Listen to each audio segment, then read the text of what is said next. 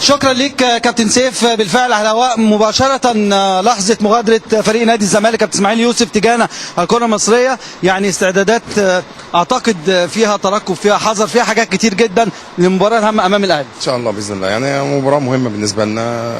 ميدو حازم والجهاز يعني عمل استعدادات كاملة واللعيبة، وان شاء الله بالتوفيق باذن الله يعني ان شاء الله يعني. شيكابالا لازم طبعا حبيبي لا، هو كل اللعيبه كلها مركزه ان شاء الله. نعمل مباراه تليق باسم نادي الزمالك ان شاء الله. اكيد في اتصالات مع المستشار مرتضى لسه قافل مع اللعيبه. هو مقاطع لا هو لسه مقافل مع اللعيبه. جاي مش جاي. لا مش جاي. انا مش هديها لكم، ثقتنا كبيره فيكم كمجلس اداره وكرئيس نادي، وان شاء الله باذن الله نقدم العرض اللي يليق باسم نادي الزمالك. مفاجآت النهارده في تشكيل نادي الزمالك؟ لا مفيش مفاجآت يعني، بس ان شاء الله الاداء يبقى بالنسبه لنا مفاجاه ان شاء الله. مش تشكيل يعني خلاص الساعه 5؟ لا لسه ميدو. كابتن سيف زي ما احنا شايفين لحظات مغادره نادي الزمالك الى استاد برج العرب. معاكم لحظه بلحظه من فندق اقامه النادي الاهلي اللي اتحرك منذ قليل.